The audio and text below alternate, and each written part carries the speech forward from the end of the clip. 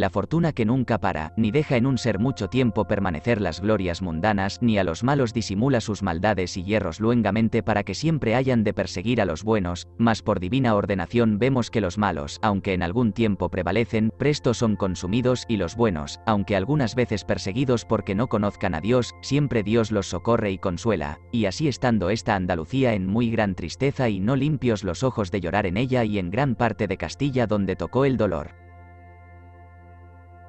Los moros muy enlocanados por la victoria, y no contentos con lo pasado que se había fecho en las lomas, ordenaron entrar a correr Loja tierra de cristianos, pensando que por temor del estrago fecho no habría quien les ficiese resistencia, y fue de esta manera que el rey moro Muley Baudili que reinaba en Granada, des que supo el desbarato que se había fecho en los cristianos aderezó su gente, y sacó su hueste desde Granada, en que había 9000 peones y 700 de a caballo, y entró a correr el campo de Aguilar y de Lucena.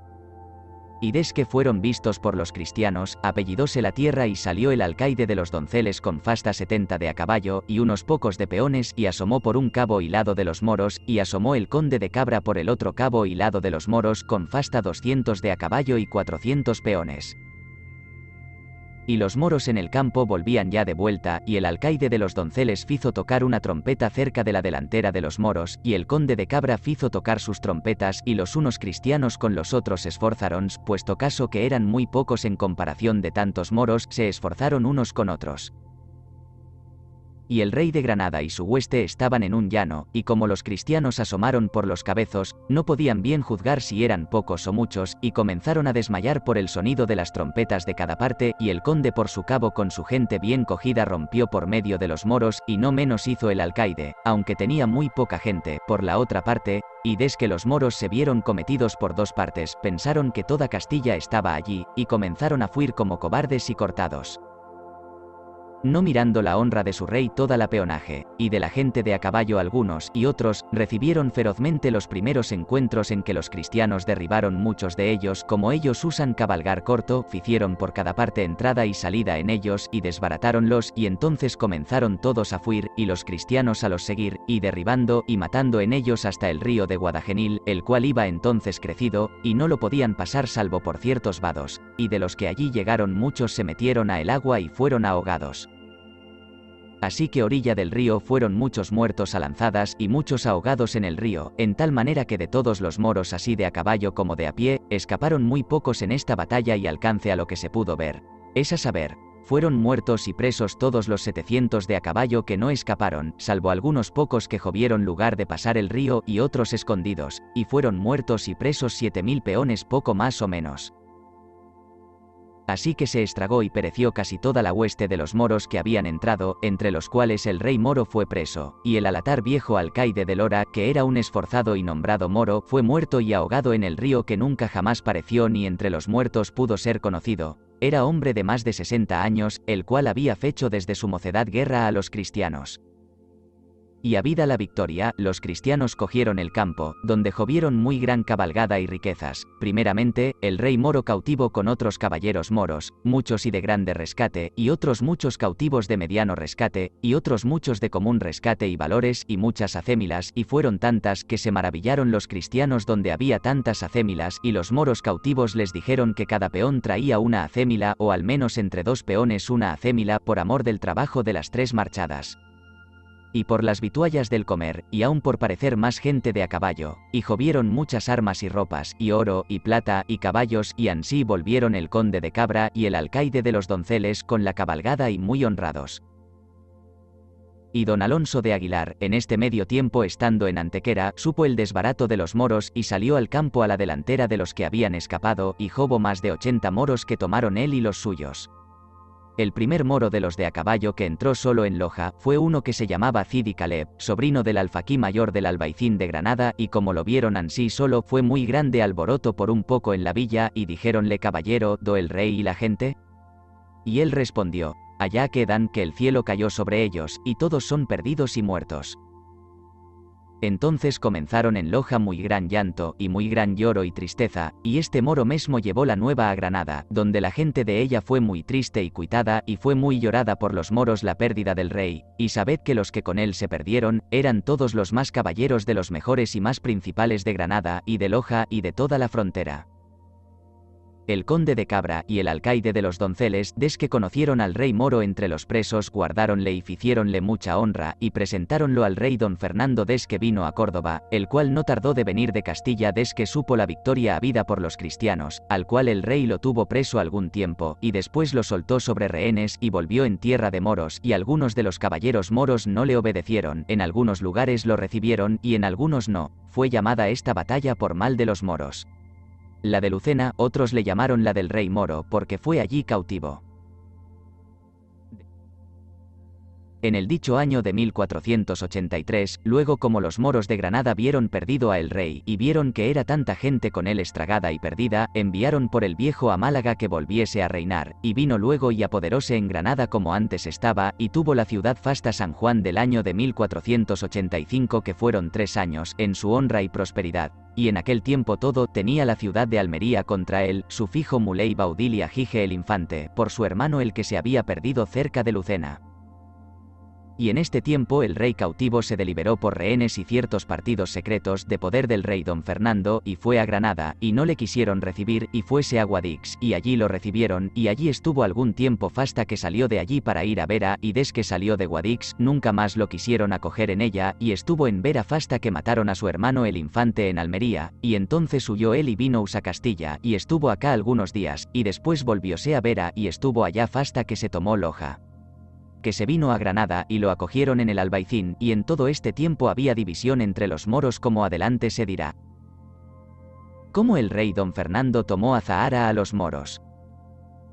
En el mes de junio año susodicho de 1483, fue el rey don Fernando a meter la recua a Alhama poderosamente, y combatió a Zahara, y tomóla por fuerza de armas, y tomó los moros cautivos que fueron 100, o poco más o menos, que guardaban la fortaleza o villa que la gente menuda no osó toda a guardar, y fizo talar la vega de Granada, y tuvo allá el San Juan, y en Zahara hubo mucho trigo, y cebada y gran presa, de lo cual fizo bastecer a Alhama, y sacó de ella a Luis Puertocarrero, y dejó al conde de Tendilla por capitán y alcaide.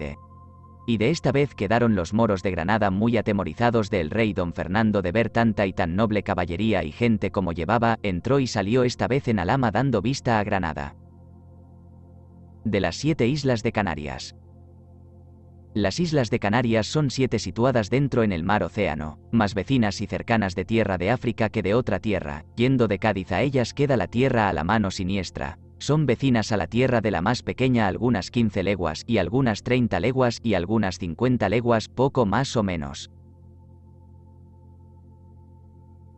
La más pequeña linda con la tierra de Tagaos y Mesa, es la primera isla como van de Castilla, Lanzarote que es tierra de mucho pan y ganado, especialmente cabras. Es tierra para plantar viñas y árboles, salvo que no las ponen por el mucho ganado que los comen y destruyen. No tienen aguas dulces, beben los hombres y ganados aguas llovedizas que cogen en cisternas que llaman maretas, es tierra de muchos conejos y palomas, pocos vecinos, y moradores menos de 100, tienen buenos pescados, hay desde Cádiz allá 200 leguas. Es luego Fuerteventura, llámase la población el Valle de Santa María. Es tierra de muchas aguas dulces de ríos, hay muchas cabras, pocas vacas, parras de uvas, huertas y almendras y otros árboles, está 3 leguas más allá de Lanzarote.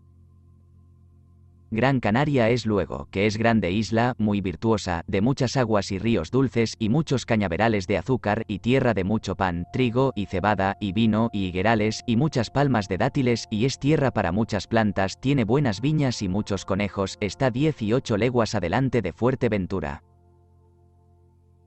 Tenerife es luego que es tierra muy virtuosa de pan y ganados, y de aguas dulces, donde hay una sierra de las más altas del mundo, que ven encima de ella algunas veces arder llamas de fuego como hace en Moniebel en Sicilia. Es grande isla, había en ella 9 reyes y 9 parcialidades que sojuzgaban toda la otra gente, es tierra de mucho pan como dicho es, y muy aparejada para plantar viñas y huertas, y todas las otras cosas necesarias a la vida de los hombres, está 12 leguas adelante de la Gran Canaria.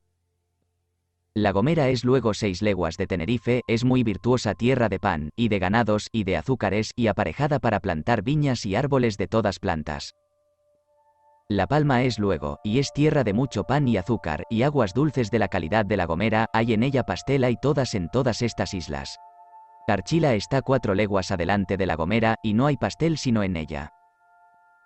El Fierro es la cabeza de todas, y más lejos es tierra áspera, a lugares, tiene muchos puercos, y de todos ganados hay en ella. No tiene ningunas aguas dulces salvo de cisternas y maretas, del agua lluvia beben los ganados.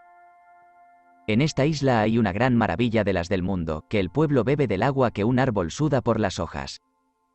Hay un árbol de manera de un álamo, y es verde todavía que nunca pierde la hoja, y su fruto que da es unas bellotillas que amargan como hiel, y si las comen son medicinales, y no hacen daño al cuerpo, y es de altura de una lanza mediana. Tiene grandes ramas y copa. Es de gordor cuanto pueden abrazar dos hombres. El pie de él suda maravillosamente gotas de agua continuamente, que caen en una alberca cuesta abajo de él, de tal manera que una gota de agua no se puede perder. De allí han abasto de agua toda la que pueden beber todos los de la isla, que solía haber 80 vecinos, y todos y sus casas son hartos y abastados de aquel árbol. Son las hojas y color como de laurel, sino que son un poco mayores. No hay en todas 7 islas árbol de aquella natura, ni en toda España. Ni hay hombre que otro tal haya visto en parte ninguna. Y por esto parece bien que es misterio de Dios, y que quiso dar allí aquel agua de tal manera por dar consolación a las gentes que en otro tiempo allí fueron echadas, donde otro pozo ni fuente dulce se falló jamás, ni falla.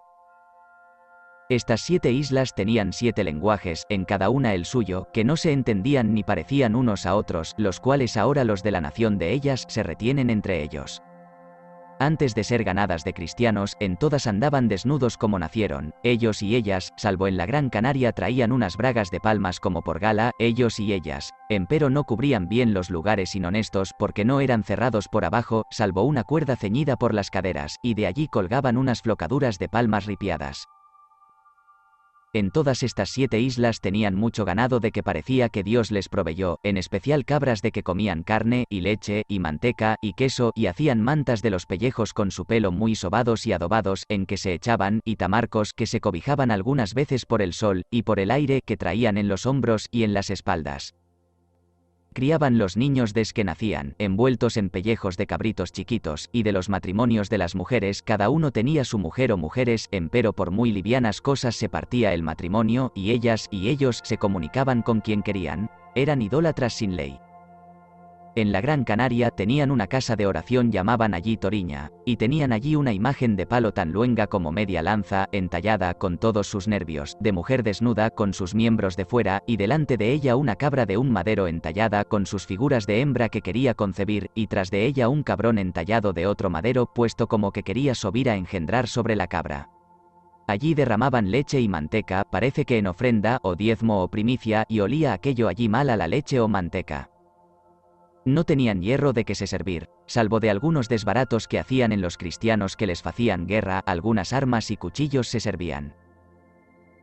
Sembraban el trigo y cebada con cuernos de cabra metidos en varas, especialmente en Gran Canaria en lugar de arados, y así volvían la tierra y cubrían el grano, y cogían en gran multiplicación de una medida 50 y más. No hacían pan, salvo gofio envuelto el grano majado con la leche y con la manteca. Fue preguntado a los más ancianos de Gran Canaria que si tenían alguna memoria de su nacimiento, o de quien los dejó allí, y respondían, nuestros antepasados nos dijeron que Dios nos puso y dejó aquí, y olvidónos, y dijéronos que por la vía de tal parte se nos abriría y mostraría un ojo o luz por donde viésemos, y señalaban hacia España, que por allí habían de ver, y se les había de abrir el ojo por donde habían de ver. Son en todas estas islas hombres de buen esfuerzo, y de grandes fuerzas, y grandes braceros, y hombres livianos y ligeros, y más los de la Gran Canaria. Son en todas las islas hombres razonables de buenos entendimientos, y de agudo ingenio, por ser silvestres y pastores ellos y ellas, y son gente fiel, y caritativa, y de verdad, y buenos cristianos.